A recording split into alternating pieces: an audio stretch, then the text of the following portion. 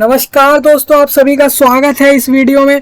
दोस्तों, इस वीडियो में हम बात करने वाले आपके लिए जो है, जैसा कि आपको बताया गया था, institute of banking personal selection की तरफ से जो है, जो कि RBI reserve bank of India के अंतर्गत एक संस्थान है जो आपका जो है बैंकिंग सेक्टर से रिलेटेड, गवर्नमेंट बैंकिंग सेक्टर से रिलेटेड आपके पोस्टों पर जो है रिक्रूटमेंट करवाता है, यानी जॉब करवाता है। तो आईबीपीएस की तरफ से आपकी नई जॉब जो है वो आ चुकी है, जिसको हम पहले डिस्कस कर चुके थे। जो हमारा जो दूसरे पोस्ट थे, जैसे कि पीओ और एमटी की पोस्ट के लिए हम डिस्कस कर चुके हैं। एक और नया नोटिफिकेशन आपके लिए आया है, जो कि सेम टाइम पे रिलीज करा गया है और सेम एप्लीकेशन फॉर्म का समय दिया गया है इस पोस्ट के लिए। इसमें आपका 1402 पोस्ट टोटल रखी गई है। 1402 लोगों को लिया जाएगा इस जॉब पर। ये जॉब किस चीज की है, इस जॉब में क्या काम रहेगा, क्या एलिजिबिलिटी है, सिलेबस क्या है, सिलेक्शन प्रोसेस क्या है, एज लिमिट क्या है, क्वालिफिकेशन क्या है, फॉर्म की फीस क्या है, सारा कुछ डिस्कस होने वाला है। आपको इस चीज को अच्छे से बस ध्यान से देखना है। जो भी कैंडिडेट एलिजिबल होंगे वो जरूर अप्लाई करें, आपको लिंक सब कुछ प्रोवाइड हो जाएगा। सबसे पहले देखिए, ये आईबीपीएस की वेबसाइट है ऑफिशियल। आपको इसी वेबसाइट पे यहाँ पर वो लिंक देखने को, इस वेबसाइट पर आना है। इसी वेबसाइट पर आपको यहीं पर शो हो जाएगा जो आपका स्पेशलिस्ट ऑफिसर की पोस्ट के लिए जो जॉब आई है, नोटिफिकेशन आया है, आपको यहाँ देखने को मिलेगा। अभी आप चाहें तो आप अभी से भी वीडियो देखने के साथ ही आप अप्लाई करना शुरू कर सकते हैं। इसका लास्ट समय 21 अगस्त यानी कि 21 अगस्त 23 रखा गया है। तो हम सबसे पहले हम डिस्कस करेंगे पूरे डिटेल नोटिफिकेशन को। देखिए नोटिफिकेशन, देखिए आप देख सकते हैं यहाँ पे लिखा भी हुआ है ये किसके लिए है। ये रिक्रूटमेंट हो रही है इस स्पेशलिस्ट ऑफिसर के लिए। जितने भी बैंक यहाँ पे पार्टिसिपेट कर रहे हैं सिर्फ उन्हीं बैंक्स में हो पाएगा और नहीं होगा कहीं। स्पेशलिस्ट ऑफिसर है क्या, कैसी जॉब होती है, जो भी मैंने आपको ही बोला वो सारा डिस्कस होगा यहाँ पर। ये पूरा इंडेक्स का जो भी है, आपका नेशनैलिटी, एलिजिबिलिटी, जो भी मैंने आपको बताया वो सब डिस्कस होने वाला है एक एक चीज करके। सबसे पहले आप देखिए, इंट्रोडक्शन में आपको बता देता हूँ यहाँ पर। इसमें भी आपका प्रीलिम्स, इसमें जो आपका प्रीलिम्स और मेंस का एग्जाम होगा, ये आपका 2 स्टेज में, 3 स्टेज में एग्जाम हो रहा है। 3rd स्टेज आपका इंटरव्यू है और इसके अंदर आपका स्पेशलिस्ट ऑफिसर कैडर पोस्ट के लिए लिया जा रहा है। और इसमें आप देखेंगे तो पोस्ट इसमें क्या क्या है आप देखेंगे तो इसका एग्जाम जो है वो आपका कब होने वाला है वो आपको बता देता हूँ। साथ में इसका एग्जाम जो है वो दिसंबर 2023 में होगा, यानी कि आपका ईयर एंड में होगा इसका एग्जाम। और जनवरी 2024 में आपका इसका मेंस का एग्जाम होगा और उसी समय पे इसके इंटरव्यू और ये सब होगा। सबसे पहले आप ये समझ लीजिए कि यहाँ पर स्पेशलिस्ट ऑफिसर के अंदर क्या क्या पोस्ट है। स्पेशलिस्ट ऑफिसर के अंदर आपका स्पेशलिस्ट ऑफिसर मतलब होता है ऐसे ऑफिसर जो स्पेशल पोस्ट पे हैं। जैसे कि वो जो पोस्ट है वो क्या क्या है, आईटी ऑफिसर हो गया, information technology informatic technology officer हो गया स्केल 1 का, एग्रीकल्चरल फील्ड ऑफिसर स्केल 1, राज भाषा अधिकारी scale 1, law officer scale 1, HR जो होता है आपका ऑफिस के अंदर या उसको पर्सनल ऑफिसर कह लीजिए स्केल 1 पे, मार्केटिंग ऑफिसर। ये 6 तरह की पोस्ट है। ये सारे पोस्ट आपका स्पेशलिस्ट ऑफिसर के तौर पर ली जाती हैं बैंकिंग सेक्टर के अंदर, बैंक के अंदर। तो ये आप देख सकते हैं, जो भी कैंडिडेट्स एलिजिबल हैं इसके लिए वो अप्लाई करेंगे। हम इंपॉर्टेंट चीज़ें डिस्कस कर रहे हैं, सिर्फ बाकी चीज़ें नहीं करेंगे। देखिए आपको बता दो, depending on the actual vacancy, जो भी आपकी एक्चुअल वैकेंसी होंगी,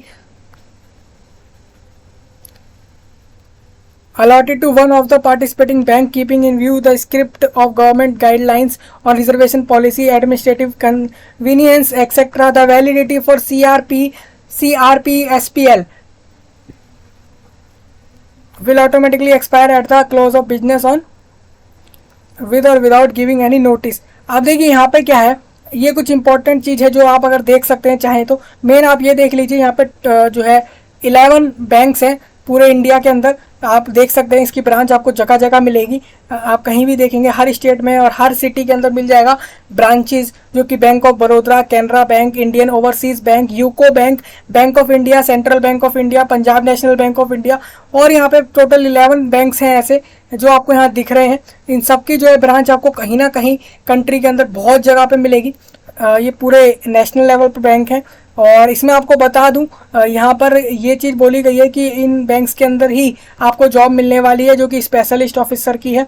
21 अगस्त तक फॉर्म भरे जा रहे हैं। और इसमें जो है आपको ये भी बता दिया गया कि 28 जनवरी को 2024 में मेन का एग्ज़ाम हो रहा है, और 31 दिसंबर को जो है लास्ट डे जो ईयर का रहेगा, उस दिन प्रीलिम्स का एग्ज़ाम होगा।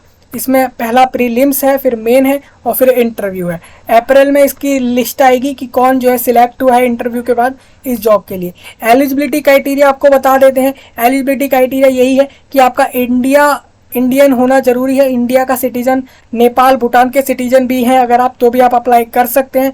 बस कंडीशन ये है कि आप 1 जनवरी 1962 से पहले या फिर उस डेट पर जो है आप इंडिया में परमानेंटली सेटल्ड हो गए हैं अपने पूर्वजों के साथ, मतलब आपके जो दादा परदादा रहे हों अपने जनरेशन वाइज, उस फैमिली के हिसाब से आप अगर शिफ्ट हो गए थे तो आप अप्लाई कर सकते हैं। पाकिस्तान, बुर्मा और श्रीलंका और बाकी जो यहाँ पे 5th पॉइंट के अंदर जितनी भी लिस्टेड कंट्रियाँ हैं, इसमें भी जो भी लोग हैं, जो भी लोग यहाँ से आए हुए हैं इंडिया में और परमानेंटली सेटल हुए हैं, वो लोग भी अप्लाई कर सकते हैं। एज आप देख सकते हैं 1 अगस्त 2023 को देखी जा रही है। 30 से 20 के बीच, 20 से 30 के बीच में एज रखी गई है। डेट वाइज भी बता दिया गया है कि भाई 2 अगस्त 1993 यानी कि 2 अगस्त 1993 से पहले का डेट ऑफ बर्थ ना हो और 1 अगस्त 2003 के बाद का डेट ऑफ बर्थ ना हो, इसके बीच में है तो आप अप्लाई कर दीजिए। डेट के हिसाब से भी बताया गया है। और SC ST को 5 साल का और OBC नॉन क्रीमिलेयर को 3 साल का रिलैक्सेशन रहेगा। और बेंचमार्क डिसेबिलिटी वाले जितने भी कैंडिडेट्स होंगे, जो राइट्स दिए गए हैं उनको 2016 के एक्ट्स के हिसाब से, उनको 10 साल का रिलैक्सेशन रहेगा यहाँ पे जॉब लेने के लिए। अपने उम्र सीमा के अंदर अगर वो 30 साल के हुए हैं और SC कैटेगरी से हैं तो 5 साल का रिलैक्सेशन रहेगा। और ऐसे कैंडिडेट जो डिसेबल भी हैं, साथ में कैटेगरी भी है उनकी रिजर्वेशन में, जैसे मान लीजिए कोई SC कैंडिडेट है और उसको हार्ड ऑफ हियरिंग डिसेबिलिटी है, तो हार्ड ऑफ हियरिंग डिसेबिलिटी के 10 ईयर हो गए और 5 ईयर जो है उसके SC कैटेगरी से हो गए, तो 15 ईयर हो जाएंगे जो एक्स्ट्रा उसको रिलैक्सेशन मिल जाएगा। तो इस तरीके से रिलैक्सेशन को आपको समझना है एज के हिसाब से। अब हम नेक्स्ट बात करेंगे रिजर्वेशन। आप देख सकते हैं क्या रिजर्वेशन जो डिसेबिलिटी कैंडिडेट्स को है वो क्या क्या डिसेबिलिटी एक्सेप्ट की जाएंगी। लेपोरेसी क्योर्ड पर्सन जो भी होंगे, सेरेब्रल पैल्सी वाले जो कैंडिडेट्स होंगे, ये सब डिसेबिलिटी हैं। अगर आपको इसमें से है कोई भी डिसेबिलिटी तो आपको पक्का जो है उसमें 10 ईयर का रिलैक्सेशन जरूर मिलेगा एज के अंदर। और स्क्राइब की फैसिलिटी, मतलब आप चाहते हैं कि आपकी जगह कोई दूसरा कैंडिडेट या पर्सन या पीपल एग्ज़ाम लिखे तो आप उसको भी अरेंज करेंगे अपनी तरफ से और वो आपका एग्ज़ाम लिखेगा और उसको आपको अपने ही पैसों से अरेंज करना होगा। यहाँ पे कोई गवर्नमेंट अरेंज नहीं करने वाली है, इस चीज़ को आप ध्यान रखना। लेकिन इसके लिए आपको एक सर्टिफिकेट, एक फॉर्म जो है फिल करना पड़ता है स्क्राइब का, फॉर कि भाई अब स्क्राइब को यूज़ करेंगे अपना एग्ज़ाम करवाने के लिए। स्क्राइब मतलब दूसरे पर्सन को बोला जा रहा है जो आपकी जगह एग्ज़ाम लिखेगा, क्योंकि आप एग्ज़ाम लिखने में डिसेबल हैं। तो वो सारे कंडीशंस यहाँ लिखे हुए हैं, इसको आप देख सकते हैं। जो कैंडिडेट EWS कैटेगरी से अप्लाई कर रहे हैं तो उनको बता दूं, एज में तो उनको कोई रिलैक्सेशन नहीं है। हो सकता है कि और चीज़ों में रिलैक्सेशन कहीं ना कहीं हो, तो उनको ये ध्यान रखना है कि EWS के लिए उनको ये कंडीशन फुलफिल करनी है। जैसे 8 लाख से कम एनुअल इनकम होना, सालाना सैलरी या सालाना जो घर में पैसा आपके परिवार में जो भी लोग कमाते हैं वो 8 लाख से कम होगा अगर पूरे साल का, तो आप इसमें EWS कैटेगरी के अंदर आएंगे। अगर आप अनरिजर्व कैटेगरी से हैं, और यहाँ पे कुछ चीज़ें लिखी हुई हैं जैसे 5 एकड़ ऑफ एग्रीकल्चर लैंड और उससे ज़्यादा, रेजिडेंशियल फ्लैट ऑफ, ये सब देख सकते हैं। ये कंडीशन अगर आप पे अप्लाई हो रही हैं तो also a person whose family own or possess any of the following asset shall be excluded from being identified as EWS irrespective of the family income। Family income कुछ भी हो, अगर आपकी ये कंडीशंस आप देख सकते हैं, इससे भी आपका देखा जाएगा कि आप इस कंडीशंस में आ रहे हैं नहीं आ रहे हैं। नेक्स्ट हम बात करेंगे यहाँ पे एजुकेशनल क्वालिफिकेशन। तो देखिए हर पोस्ट के लिए अलग अलग है। IT ऑफिसर के लिए एज में आपको बता दिया है, और क्वालिफिकेशन 4 ईयर का इंजीनियरिंग होना चाहिए या टेक्नोलॉजी डिग्री होनी चाहिए, कंप्यूटर साइंस में, कंप्यूटर एप्लीकेशंस में, इंफॉर्मेशन टेक्नोलॉजी में, इलेक्ट्रॉनिक्स एंड कम्युनिकेशन के अंदर, इनमें से किसी भी एक फील्ड में अगर आपके पास डिग्री है 4 ईयर वाले टाइम पीरियड की, तो आप अप्लाई करें। इसमें नहीं है, या फिर आपके पास पोस्ट ग्रेजुएशन डिग्री है इलेक्ट्रॉनिक्स में, या फिर टेलीकम्युनिकेशन के अंदर, या फिर कंप्यूटर साइंस ऐसे सब्जेक्ट्स के अंदर, तो आप इसमें जो है पोस्ट कोड 1 के लिए अप्लाई कर सकते हैं, IT ऑफिसर के लिए अप्लाई कर सकते हैं। एज की आपको ज़रूर देखना है कि एज वाइज भी आप एलिजिबल होने चाहिए, तभी आप अप्लाई करें। नेक्स्ट यहाँ पे बात आती है आपका एग्रीकल्चर ऑफिसर। देखिए, अब एग्रीकल्चर ऑफिसर के लिए भी यहाँ पे वही लिखा हुआ है कि agriculture office field officer scale 1 के लिए, इसमें भी एज सेम रखी गई है। यहाँ पे ग्रेजुएशन आप देख सकते हैं। अब भाई एग्रीकल्चरल फील्ड के ऑफिसर की पोस्ट है तो आपकी डिग्री भी उसी फील्ड में होनी चाहिए, नहीं तो हॉर्टिकल्चर हो, एनिमल हस्बेंड्री हो, वेटेरिनरी साइंस हो, डेयरी साइंस हो, फ्रेशरी साइंस हो, या फिर एग्रीकल्चर मार्केटिंग हो, कॉर्पोरेशन हो, कोऑपरेशन एंड बैंकिंग के अंदर अगर आपकी डिग्री है 4 साल की तो ये एक्सेप्ट होगी। सेम इसमें आप देखेंगे तो राजभाषा अधिकारी के पोस्ट में आप देख सकते हैं, यहाँ पर आपसे बोला गया है कि भाई पोस्ट ग्रेजुएशन होना चाहिए हिंदी इंग्लिश दोनों सब्जेक्ट के साथ as a subject at the graduation level में आपके पास ये होना चाहिए। और यहाँ पे पोस्ट ग्रेजुएशन मांगा गया है। पोस्ट ग्रेजुएशन हो जाता है आपका मास्टर डिग्री को बोला जाता है। लॉ ऑफिसर में भी आप देख सकते हैं बैचलर डिग्री LLB आपकी चाहिए होगी। एंड एनरोल्ड, आप एक तरीके से एनरोल्ड हुए हैं एडवोकेट विद बार काउंसिल के साथ, वो आपका होगा। तो अलग अलग पोस्ट की अलग अलग क्वालिफिकेशन से आप देख सकते हैं। अगर ऐसे कैंडिडेट्स हैं जो एक से ज़्यादा पोस्ट की क्वालिफिकेशन को जो है एलिजिबल करते हैं तो वो एक से ज़्यादा पोस्ट के लिए भी अप्लाई कर सकते हैं क्योंकि वो एलिजिबल हैं। नेक्स्ट यहाँ पे हम बात करेंगे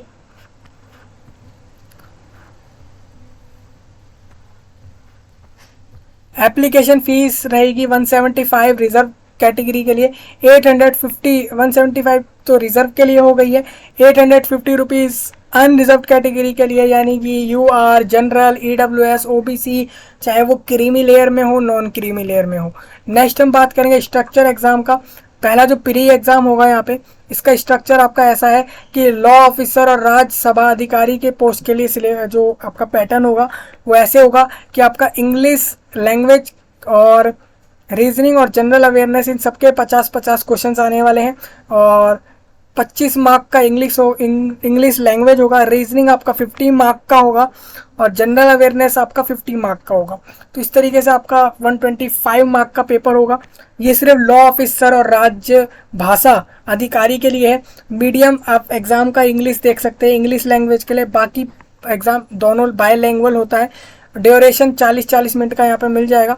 आप देखिए IT officer, agriculture field officer, HR personal officer और मार्केटिंग ऑफिसर, वो ऊपर के जो 2 पोस्ट थे, इन दोनों पोस्ट को छोड़कर, जैसे कि लॉ ऑफिसर और ये वाला पोस्ट अगर आप छोड़ देंगे तो बाकी जो भी पोस्ट आपके स्पेशलिस्ट ऑफिसर में हैं उसके सिलेबस में इंग्लिश लैंग्वेज, रीजनिंग और क्वांटिटेटिव एप्टीट्यूड है। यहाँ पर भी सेम आपका जो है पैटर्न दिख रहा है, लेकिन सिलेबस में चेंज है कि यहाँ पे क्वांटिटेटिव एप्टीट्यूड हो गया है, वहाँ पे जनरल अवेयरनेस था।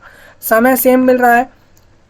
फिर इसके बाद जो मेन एग्ज़ाम होगा, तो जो मेन एग्ज़ाम होगा वो लॉ ऑफिसर, IT और एग्रीकल्चर, HR और सब पोस्टों के लिए, राजभाषा अधिकारी को छोड़ के बाकी सब पोस्ट के लिए मेन एग्ज़ाम का जो पैटर्न होगा वो ऐसा होगा कि प्रोफेशनल नॉलेज के बेस पर आपको उस फील्ड में जो प्रोफेशनल नॉलेज है उसके बेस पर 60 क्वेश्चंस आ रहे हैं, 60 मार्क का आएगा, इंग्लिश हिंदी दोनों में रहेगा। 45 मिनट्स यानी 45 मिनट का समय दिया जा रहा है। सेम इसी में आप देखेंगे तो राजभाषा अधिकारी पोस्ट के लिए भी यहाँ पर एक ऑब्जेक्टिव और डिस्क्रिप्टिव दोनों तरीके से लिया जाएगा। डिस्क्रिप्टिव में 2 क्वेश्चंस होंगे और ऑब्जेक्टिव में 45 क्वेश्चंस रहेंगे, और ये आपका 60 मार्क्स का होगा। इसमें आपको 30-30 मिनट्स अलग अलग दिए गए हैं, यानी कि अगर आपको किसी एक एक्चुअल में अगर पूरे सब्जेक्ट में आप देखें तो कुछ टॉपिक के लिए अगर आपको अलग से समय दिया जा रहा है, इसका मतलब आपको उस समय के अंदर ही उस टॉपिक को ख़त्म करना है। ये पूरे पेपर के समय के अंदर नहीं आएगा, ये अलग से होगा। ये आप देख सकते हैं। प्लीज नोट दैट कि candidate will not be permitted online preliminary exam as well online main exam without the following document. आपके पास कॉल लेटर होना चाहिए। कॉल लेटर मतलब आपका एडमिट कार्ड को बोलते हैं यहाँ पर, तो कॉल लेटर यानी एडमिट कार्ड हो आपका एग्जाम देने के लिए, और आपके पास ID प्रूफ, अपना फोटो हो, एक अपना फोटो लेकर जाएं सेंटर पे, ये सब चीज़ें हैं। कि आप देख सकते हैं पेनल्टी रॉन्ग आंसर की यही है, 0.25 मार्क्स काटा जाएगा गलत आंसर पर। ये आपका 1 मार्क के क्वेश्चन आ रहे हैं पेपर में, तो 1/4 काटा जा रहा है नंबर गलत आंसर पे।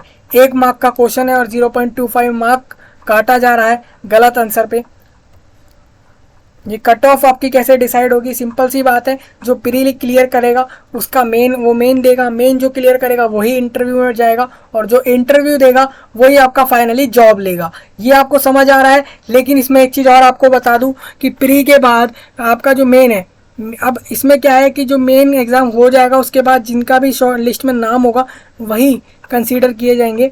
देखिए यहाँ पे लिखा भी है, required to obtain a minimum score in the test online main exam and also secure sufficiently high score to be consider short list for interview. जो स्कोर ज़्यादा लाएगा मेन एग्जाम में उसको इंटरव्यू में लिया जाएगा, जो कम लाएगा उसको नहीं लिया जाएगा। तो ये सब है, पूरा प्रोसेस है।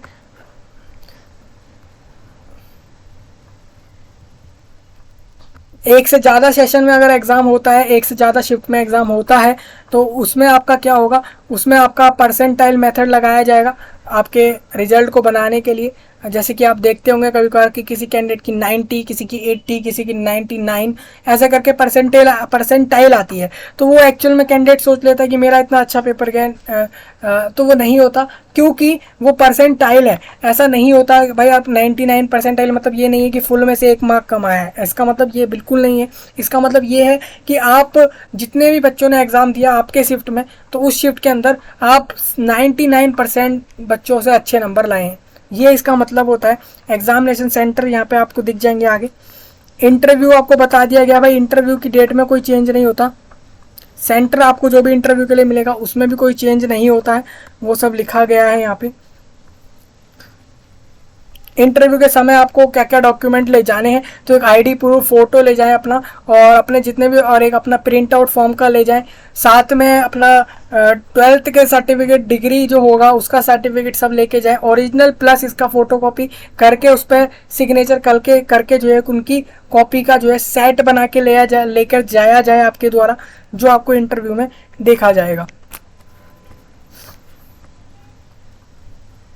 इसके बाद हमारे पास ये बोला गया है कि कैंडिडेट नहीं अलाउड होगा इंटरव्यू में अगर वो फेल होता है प्रोड्यूस करने में रिलेवेंट एलिजिबिलिटी डॉक्यूमेंट। जो भी डॉक्यूमेंट आपको बोले जा रहे हैं उसको ज़रूर लेकर जाएं, जो लिस्ट में दिए भी गए हैं, यहाँ पर आपको दिख रहा होगा पूरे लिस्ट दी गई है। अगर नहीं ले जाते हैं तो आपका इंटरव्यू एक्चुअल में आप फेल हो जाएंगे इंटरव्यू में, मतलब आप इंटरव्यू देने में ही फेल हो गए, देने के बाद तो पता नहीं क्या होता, आप पहले ही फेल हो जाएंगे अगर आप ये सब नहीं लेकर जाते हैं। इसके बाद हम आगे बढ़ेंगे। प्रोविजनल अलॉटमेंट ये होता है आपका, जब इंटरव्यू हो जाएगा उसके बाद आपको जो लिस्ट अलॉट होगी, लिस्ट में आपको अलॉटमेंट होगा कि भाई किस किस का सिलेक्शन हुआ है जॉब के लिए, तो फिर वहाँ जिस जिसका नाम होगा उसको जॉब मिलेगी। तो ये पूरा प्रोसेस है।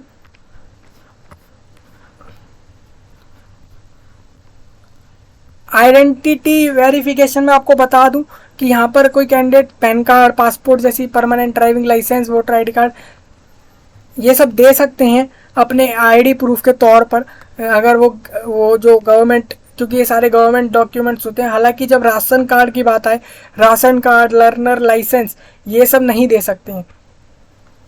आधार कार्ड ये सब दिया जा सकता है एक आईडी प्रूफ के तौर पर। आईडी प्रूफ की जगह आप इसको दे सकते हैं। सोशल डिस्टेंसिंग मोड में अगर आपका एग्ज़ाम होता है, मान लीजिए उस समय सिचुएशन के हिसाब से अगर सोशल डिस्टेंसिंग मोड में एग्ज़ाम हुआ तो आपको ये सारी चीज़ें ले जानी पड़ेंगी, मास्क, ग्लोव्स और ट्रांसपेरेंट बोतल, सैनिटाइज़र और ये सब चीज़ें ले जानी है। एडमिट कार्ड, फ़ोटो और आईडी कार्ड ये सब ले जाया जाएगा। इसके अलावा कुछ नहीं ले जाना है आपको। अप्लाई करने का प्रोसेस यही होता है। सबसे पहले अब देखिए यहाँ पे आपको अप्लाई करने के लिए photograph, signature, left hand thumb impression ये सब चाहिए होगा अप्लाई करने के लिए। फ़ीस हम बात कर चुके हैं। नेक्स्ट इसमें आपको बता देता हूँ, मोड ऑफ पेमेंट ऑनलाइन आप कर सकते हैं, debit card, credit card, UPI, net banking और दूसरे QR कोड स्कैनिंग और बहुत सारे प्रोसेस होते हैं जिससे आप पेमेंट कर सकते हैं। नेक्स्ट यहाँ पे जनरल इंस्ट्रक्शन यही है, आप जनरल इंस्ट्रक्शन को देख सकते हैं, आपके लिए इम्पोर्टेंट है। Item not allowed. अब ऐसी क्या क्या चीज़ें हैं जो अलाउड नहीं होने वाली हैं, जैसे आप देख सकते हैं कि आप अपना प्रिंटेड या रिटर्न कुछ भी मटेरियल नहीं ले जाएंगे, कोई बुक्स नहीं ले जा रहे, नोट्स बुक्स कुछ भी नहीं ले जा रहे, plastic pouch, calculator, geometry box, scale, pencil, pen नहीं ले जाया जाएगा, क्योंकि वहाँ पर पेन, रफ शीट सब आपको मिल जाएगा एग्ज़ाम सेंटर पे। कुछ भी इलेक्ट्रॉनिक आइटम्स नहीं ले जाने, जैसे मोबाइल फ़ोन, ईयरफोन्स, माइक्रोफोन्स, ये सब नहीं ले जाना है। गॉगल्स, हैंड बैग्स, ये सब आपको नहीं ले जाना है। मतलब अगर कोई कैंडिडेट जा रहा है तो हाँ, अगर वो बैग और ये सब लेकर जाएगा तो वो सेंटर के अंदर नहीं लेकर जाएगा, एग्ज़ाम हॉल में नहीं लेकर जाएगा, लेकिन बाहर तक ले जा सकते हैं। तो ये चीज़ें हैं। अब नेक्स्ट हम इसमें आगे बढ़ेंगे, जो ले जाएगा कैंडिडेट ये सब कुछ, अगर इनमें से कुछ भी, या कोई ऐसा कैंडिडेट है जो भाई प्रोसेस फॉलो नहीं होने दे रहा है एग्ज़ाम का, कुछ ना कुछ परेशानी जो है वो क्रिएट कर रहा है, प्रॉब्लम जो है वो क्रिएट कर रहा है, जैसे मान लीजिए एग्ज़ाम के बीच में एग्ज़ाम हॉल को छोड़ के चला जा रहा है, बिना बताए अपनी मर्जी से कुछ भी कर रहा है, गलत सलत इंफॉर्मेशन भर रहा है, या अब जैसे आपके ऑनलाइन एग्ज़ाम है, अब कोई एग्ज़ाम में क्या है, वो जैसे मान लीजिए कैरिंग मोबाइल फ़ोन, अब वो मोबाइल फ़ोन लेकर आ जा रहा है, जबकि उसमें लिखा हुआ इंस्ट्रक्शन में नहीं लेकर जाना, चेकिंग में भी नहीं पकड़ा जाता कि भाई वो मोबाइल फ़ोन ले आया और बाद में पता लगता है तो उसमें एक्शन होगा। तो ये सब आपको चीज़ें ध्यान रखनी है।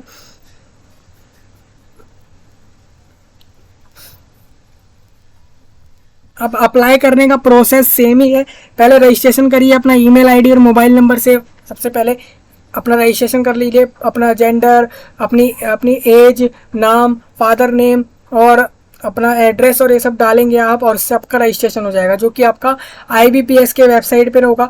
उसके बाद रजिस्ट्रेशन के बाद आपका फॉर्म भरा जाएगा। फॉर्म भरते में आपको अपना ID proof, photo, sign, left hand का थंब, मतलब कि लेफ़्ट हैंड यानी उल्टे हाथ जो आपका लेफ़्ट हैंड होता है उसका आपको जो है थंब का इम्प्रेशन आपको पेपर पर लेके उसका स्कैन करके अपलोड करना है। साइन भी ऐसे ही अपलोड होगा।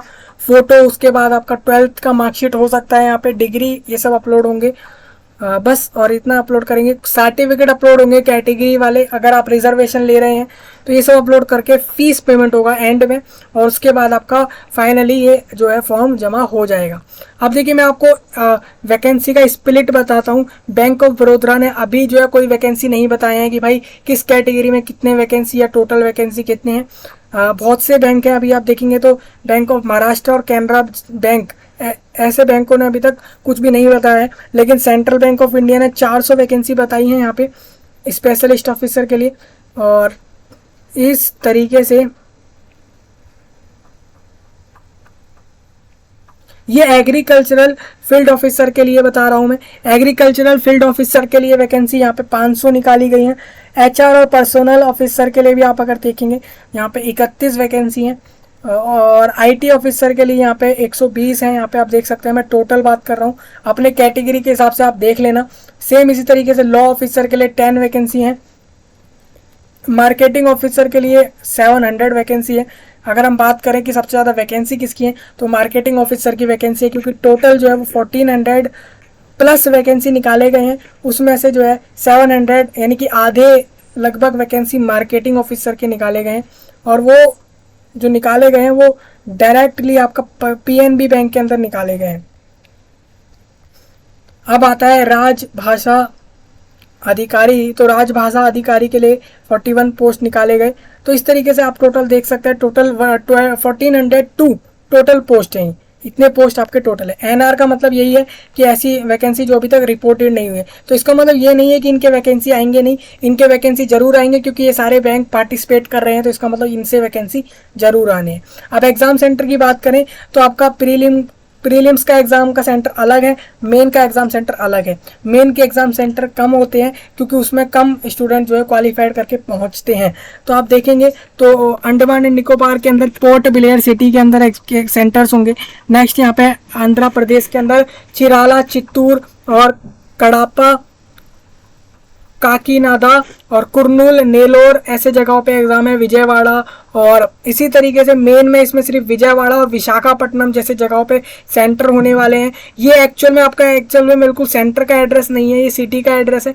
इस सिटी के अंदर जितने मर्जी सेंटर कराए जा सकते हैं। आपके एडमिट कार्ड या कॉल लेटर पे आप कह लीजिए, उस पर दिखेगा आपको सेम यहाँ पे असम के अंदर भी है, बिहार के अंदर आरा और औरंगाबाद, भागलपुर, दरभंगा, गया और पटना, पूर्णिया जगहों पे मिलेंगे आपको। दिल्ली के अंदर दिल्ली, न्यू दिल्ली, दिल्ली एनसीआर, फरीदाबाद, गाजियाबाद में होंगे।